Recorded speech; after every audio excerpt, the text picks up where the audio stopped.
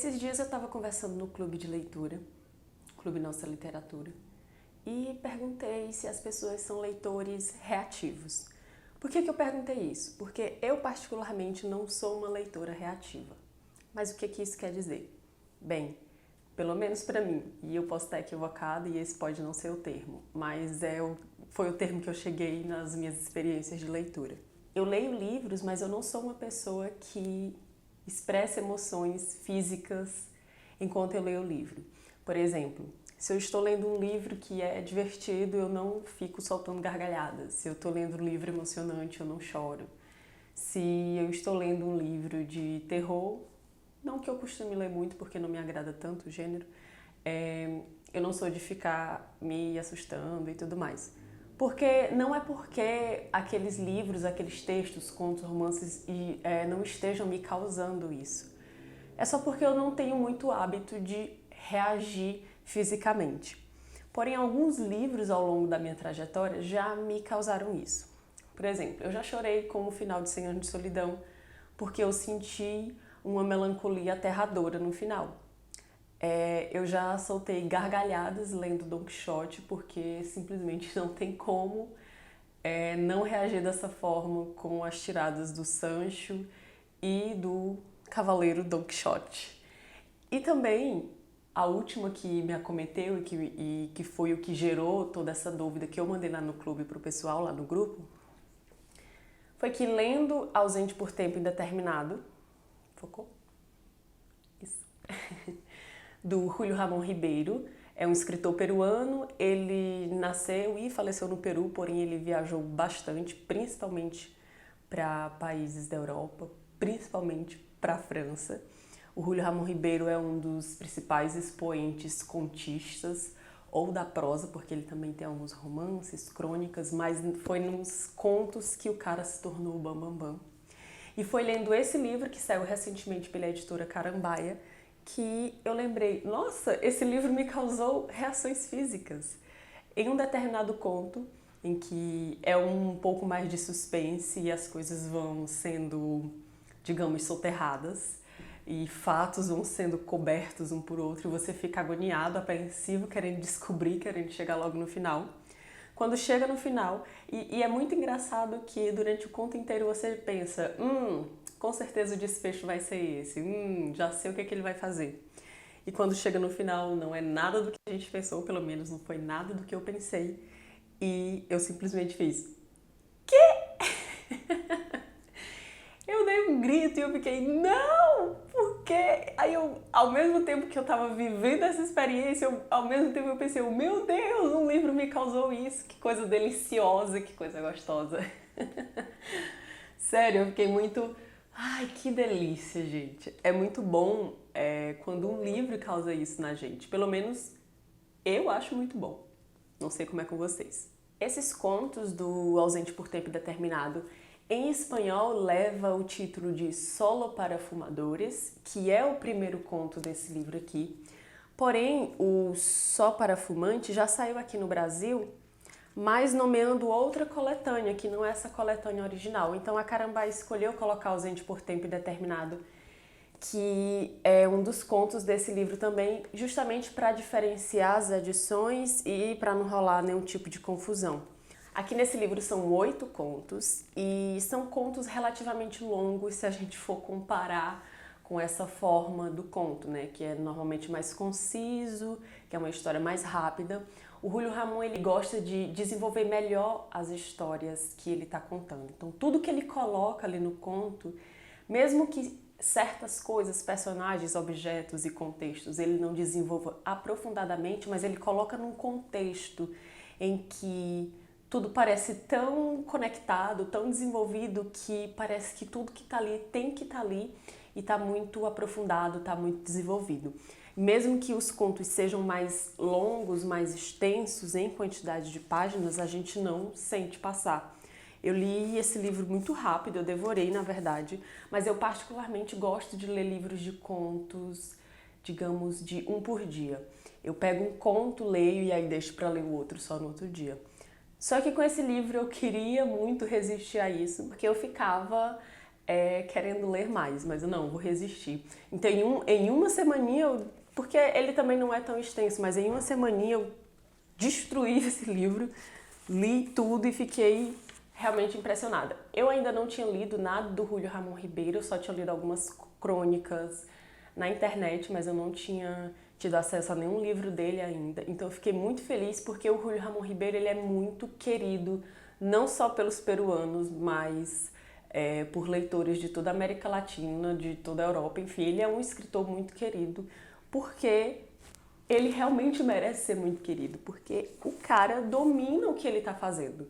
Ele é um dos destaques do que a gente pode chamar da geração dos 50 do Peru, que teve também o Mário Vargas Llosa, que ganhou o Prêmio Nobel, né? Que, digamos, é um dos mais famosos escritores do Peru, da América Latina. Só que o Júlio Ramon, ele seguiu por outro caminho. A gente sabe que aconteceu o boom editorial da literatura latino-americana ali na década de 60. O Júlio Ramon Ribeiro ele não esteve tão presente nesse boom editorial justamente porque os livros que estavam recebendo esse destaque, que estavam sendo traduzidos para outros idiomas, para outros países, eram justamente livros que abordavam o realismo mágico, o real maravilhoso e que seguiam mais por essa linha. Não só, a gente sabe que não é uma exclusividade e houve também exceções, mas o Júlio Ramon Ribeiro ele é tão visceralmente real, vou falar dos real visceralistas que o Bolanho inventou lá nos livros dele, ele é tão visceralmente real que ele não entrou nesse boom editorial, digamos. Entrou no sentido de que ele ficou super conhecido, mas não como o Gabriel Garcia Marques, o Mário Vargas Llosa, enfim. Essa galera que a gente sabe que todo mundo de vez em quando volta ao nome deles, não sem justificativo, porque eles são muito bons. Principalmente Gabriel Garcia Marques, que eu adoro. Mas o Júlio Ramon seguiu por um caminho um pouquinho diverso, digamos assim. O que ele faz aqui, principalmente se a gente for olhar os contos como um todo, é fazer com que a gente pense a realidade e pense a literatura enquanto a gente está lendo um conto de ficção. Ele coloca, inclusive, aqui no início do livro, uns preceitos que ele acha que todo conto deve ter. Todo conto deve ter esses preceitos. Ele separou 10 aqui, mas tem um que eu vou ler para vocês que eu achei interessante. É o número 2. Ele diz assim: a história do conto pode ser real ou inventada. Se for real, deve parecer inventada, e se for inventada, real. Como eu estava falando dele, que ele é visceralmente real, é porque ele realmente traz a realidade, o cotidiano, para dentro dos contos dele e a gente meio que não questiona que isso está acontecendo. O que eu acho interessante é que ele usa isso, essa artimanha da ficção e da realidade, e não da mentira, porque o oposto da ficção não é a mentira, a relação da ficção com a criação não é a mentira. E o Júlio Ramon, ele usa dessa ferramenta, desse artifício para fazer com que a gente pense na nossa própria vida, como seres humanos, na nossa formação identitária, digamos assim, e também faz com que a gente pense na realidade social, política, em que a gente está inserido. Pontos aqui desse livro, eu consegui observar que ele trouxe, não diretamente, mas, enfim, eu não posso fugir disso, porque sendo mulher latino-americana, o meu olhar sempre termina em algum momento indo para isso também. Eu percebo que em algum dos contos, a maioria, a grande maioria, ele traz mulheres em papéis distintos. A gente sabe que teve uma mudança política, principalmente na década de 50, lá no Peru, e essa mudança não influenciou diretamente só na política e acabou, porque a gente sabe que não é assim, tá tudo interligado. As questões de gênero, a questão de como a sociedade via as mulheres e encarava as mulheres e mulheres ocupando espaços, também foi crucial e também recebeu mudanças. E isso, obviamente, influenciou na produção do Júlio Ramon Ribeiro e eu consigo ver isso aqui nesse livro. Por quê? Porque ele traz mulheres em papéis transgressores, em papéis que mesmo que elas não sejam as personagens principais, mesmo que elas não sejam o centro, essas mulheres transgressoras estão ocupando uns espaços estão ocupando espaços, estão ocupando cenas aqui nesses contos em que, se não tivesse acontecido essa mudança, essa revolução ali da década de 50 e diante, principalmente nas questões de gênero, possivelmente a gente não veria tão abertamente num livro como esse. Então o Julio Ramón, ele traz isso para o livro dele, não como uma bandeira, ele não tá aqui, gente, olha isso, olha a mulher, olha aqui, eu tô trazendo questões de gênero. Não é isso. Eu tô falando que eu observei isso porque não tem como esse assunto me escapar. Não tem como eu não perceber e não refletir sobre como os livros que estou lendo, os autores que estou lendo, falem sobre essa questão de gênero, principalmente quando são livros e escritores ou escritoras latino-americanas. Então, mesmo que não seja o foco do livro, é inevitável que a gente chegue nesse caminho e até algumas conclusões que, sei lá, possivelmente o Julio Ramón queria refletir ou queria que refletíssemos. Eu não estou aqui dizendo o que o autor quis dizer, por favor, não estou chegando nesse caminho. O que eu estou pensando e o que eu estou refletindo e o que, enfim, a minha experiência de leitura me trouxe e eu estou aqui compartilhando com vocês, é que ele trazendo esses modelos de representação do gênero feminino, dessa ocupação do gênero feminino em diversas esferas sociais, seja no âmbito doméstico, porque tem isso, seja no âmbito artístico, seja no âmbito matrimonial, seja, enfim, em diversos âmbitos, ele traz essa reflexão de como essas mulheres estavam sendo representadas nessa época, principalmente dos 50 e diante, apesar do livro ter sido escrito ali na década de 80, ele traz essas reflexões, principalmente para a gente ver que décadas antes teve essa mudança, teve essa reflexão, enfim, essas mudanças que começaram a acontecer não só no Peru, mas na América Latina inteira, e já na década de 80 isso continuava e apontava para reflexões futuras, como que seriam, como que se dariam essas questões de gênero aqui nessa sociedade contemporânea ou pós-moderna, digamos assim, que a gente está inserido. No final das contas, eu acho que o que mais me envolveu nesses contos, e não foram só as reações físicas que eu tive lendo ele de, meu Deus, de gritar e de ficar exasperada, e isso é muito bom, claro, eu abri o vídeo falando isso, mas eu acredito que é justamente ter essa, não sei, essa certeza de que agora esses contos são meus também.